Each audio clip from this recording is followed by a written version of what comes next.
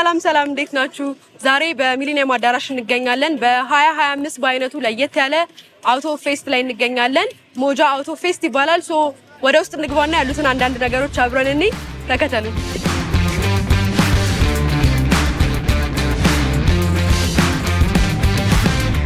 አውቶሞቲቭ የሚባለው ጀነራል ኢትዮጵያ ውስጥ ያለው ኢንዱስትሪ እያደገ ያለ ኢንዱስትሪ ነው። ሰው ለመግዛትና ለመሸጥ የሚያየው ኖርማል ሀስል አለ። ለምሳሌ ሰከንድ ሃንድ የምንላቸው ዩዝድ የሚባሉ መኪኖች አንድ ሰው ከመግዛት ካሰበ ፕሮሰሱ ኢንታየር ፕሮሰስ መጀመሪያ የሚፈልገው መኪና ለማግኘት ካገኘ በኋላ ለማስፈተሽ ከዛ ዋጋ ለመደራደር ምናምን የሚለው ሁሉ ተደማምሮ ሞስ ከአንድ ወር በላይ የሚፈጅበት ፕሮሰስ ነው። ይሄ ፕሮሰስን አንደኛ ለማቅለል ነው ለሰው በቫራይቲ የሚፈልጉትን መኪና 00 ይሁን የተነዳ መኪና ይሁን ኤሌክትሪክ ይሁን ነዳጅ ይሁን ቴስት ድራይቭ ማድረግ ከፈለገ ቴስት ድራይቭ አድርጎ ደን በዋጋ ድርድር ተስማምቶ የሚሄድበትን ፕሮግራም ለማዘጋጀት አስበን ሞጃ ለየት የሚለው ከዚህ በፊት ከተዘጋጁ ማለትም እንደዚህ አይነት ካር ኢቨንት ተዘጋጅቶ አያውቅም። የተለያዩ ኤክስፖች ይዘጋጃሉ ከዚህ በፊት ሾካሮችን ዲቴሎችን የሚያሳዩ።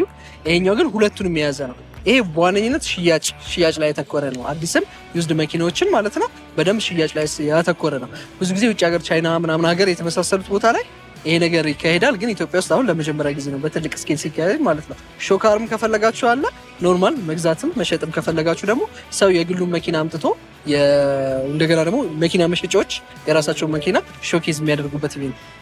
ሞጃ የሚለው ቃል ትንሽ ለየት ያለ ቃል ነውና ምንድነው ትርጉሙ? ሞጃ ማለት የስዋሂሊ ቃል ነው።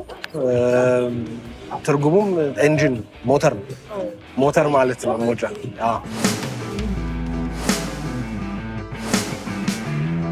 ይሄ መኪና እዚህ ጋር የምታዩት ሲላይን በመባል ይታወቃል።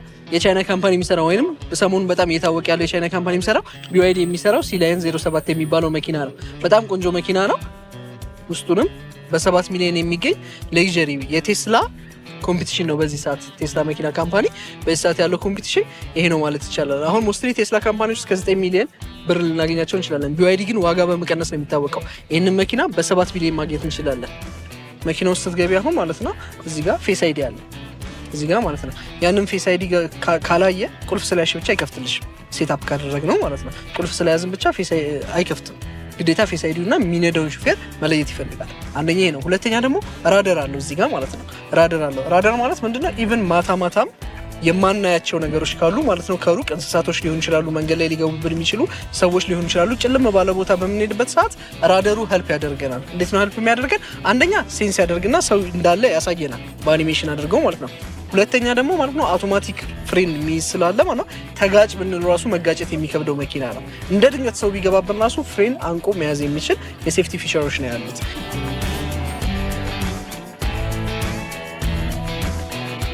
ደሞስት ሴኪዩር ሶፍትዌር ነው ያለው በዚህ ሰዓት ማለት ነው።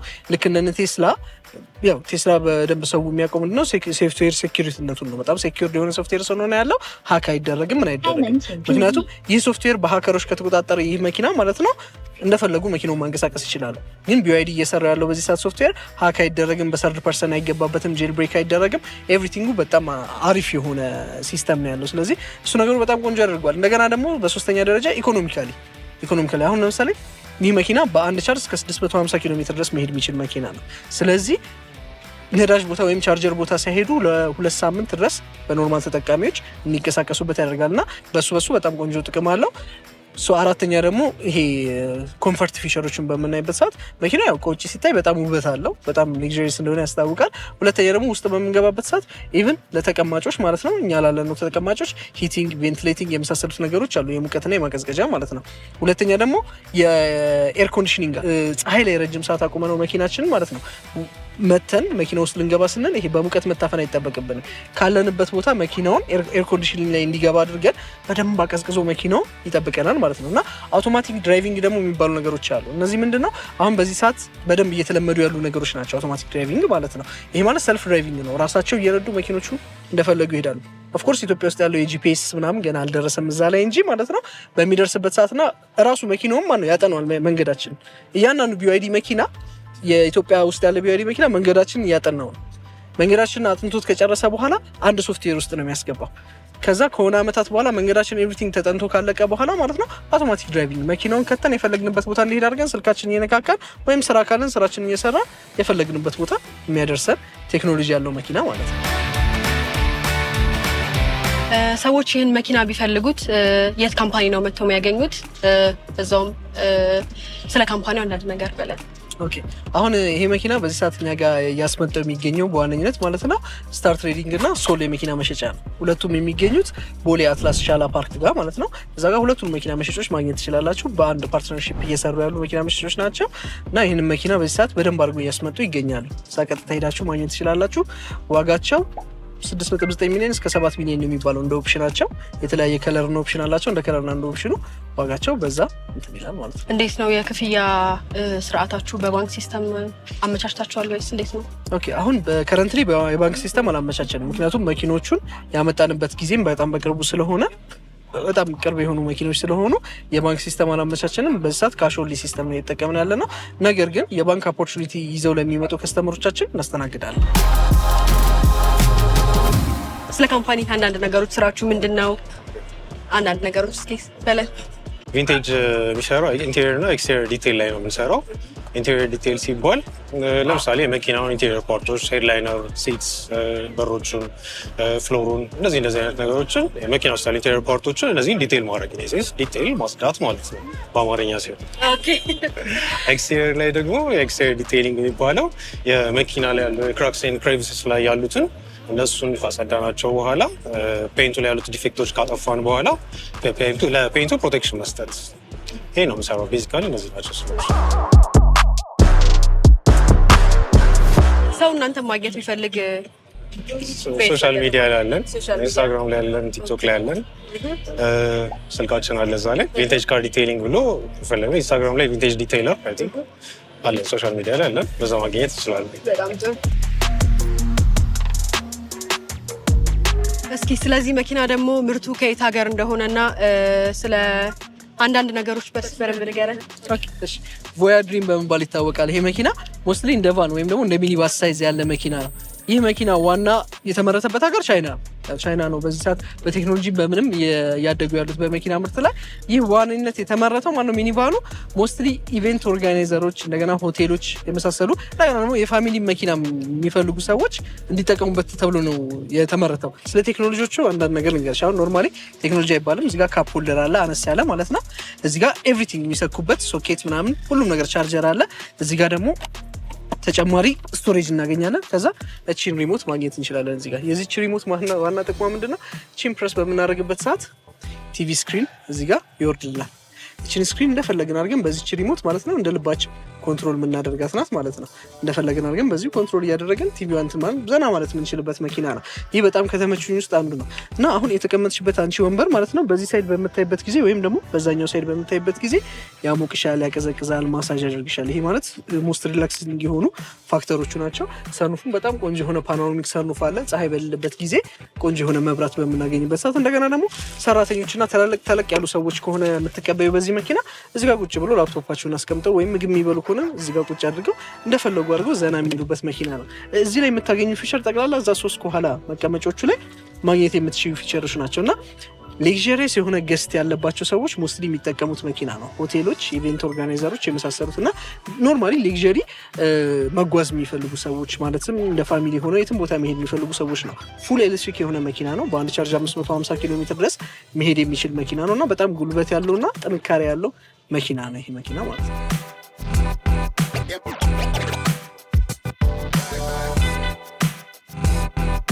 ስለዚህ መኪና መገኛና ፕራይስ ደግሞ የተወሰነ ነገር በለን። ፕራይሱ ማለትም ከቴክኖሎጂ አንጻር እኔ በጣም ተመጣጣኝ ፕራይስ ነው ብዬ ነው የማስበው። የ11 ሚሊዮን ብር መኪና ነው ይሄ ማለትም ይሄ ቴክኖሎጂ የሌለበት ሌላ የሃይንዳይ ካምፓኒ የሚያመርታቸው መኪኖች ራሱ እስከ 9 ሚሊዮን እየተሸጡ ስለሆነ ይህ በጣም ፐርፌክት የሆነ መኪና ነው። እሱን ኮንሲደር በማድረግ ማለት ነው ባለው እንትን ይሄን መኪናውን በዚህ ሰዓት እያመጣ ያለው ጂቲ ሞተርስ በመባል ይታወቃሉ። ሞስትሊ ሀበሻና ቻይና ፓርትነር አድርገው የከፈቱት ካምፓኒ ነው። መስቀል ፍሎር አደባባይ ጋር እንደገና ደግሞ ቄራ 40 ሚኒት ስጋ ቤት ጀርባ ማለት ነው ቆንጆ ጋራጅ። የዚህ መኪና ሜንቴን አሁን እንዴት ነው ሜንቴን የምናደርገው የማይታወቅ መኪና ነው። ስፔር ፓርት አያሳስብ ሁሉም ነገር ጋራጁን፣ ስፔር ፓርት ማምጫውን፣ ሁሉም ነገር ሃንድል የሚያደርጉት ራሳቸው ከቻይና የመጡ እዚህ ኢትዮጵያ ውስጥ ኢንቨስት እያደረጉ ያሉ ባለቤቶች ናቸው ይህንን ነገር እያደረጉ ያሉት እና ሶስተኛ ብራንቻቸውም እዚህ ሸገር ጋር ቦሌ ሸገር ጋር አለ እና እዛ ብራንች ላይ ሆኖ ነው ለየት ያሉ መኪኖችን ኢትዮጵያ ውስጥ በማስገባት ነው የሚታወቀው ካምፓኒ።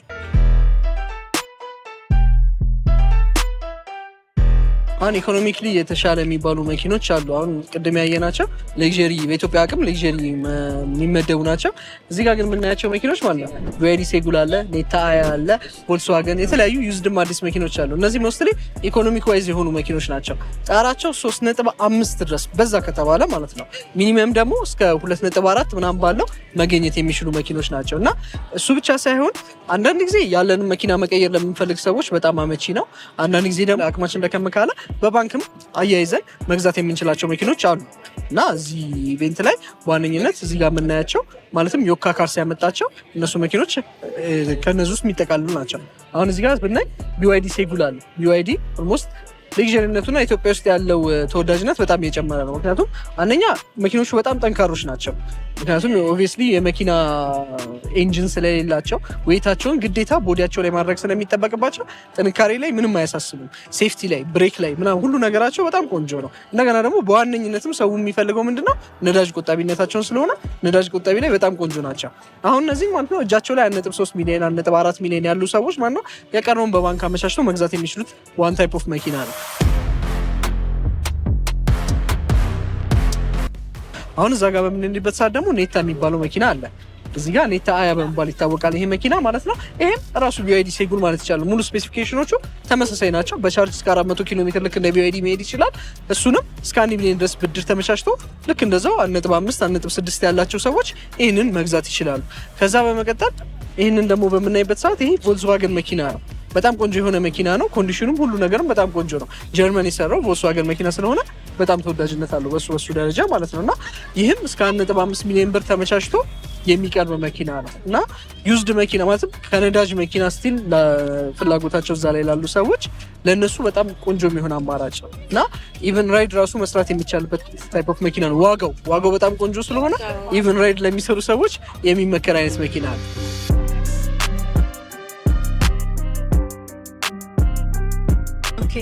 ከብድር ጋር በተገናኘ ያለውን ጉዳይ የሚጨርሱት እናንተ ናችሁ ወይስ ገዢ ነው? ኦኬ አሁን ብድር ሲባል አሁን የብዙ ሰው ኮንፊውዥን ይገባኛል። አሁን አንዳንድ ጊዜ ብድር ወይም ደግሞ በባንክ ተመቻችቷል ሲባል መጀመሪያ መኪናውን ሳያይ ሰው ቅድሚያ ክፍያ ይከፍልና ከዛ ከ3 ወር በኋላ መኪና ይመጣላ ምናምን የሚባል ነገር የለም። እኛ ጋር የምትፈልገውን መኪና ትመርጣለህ። እዛው መኪና መሸጫ ውስጥ ያለውን መኪና ይህን መኪና ነው መግዛት ሲባል በዚህ መኪና በ15 ቀን ባልሞላ ጊዜ ውስጥ ሙሉ ብድሩ ተመቻችቶልህ መኪናን ይዘህ መሄድ ትችላለህ። እንደዛ ነው አካሄዱ።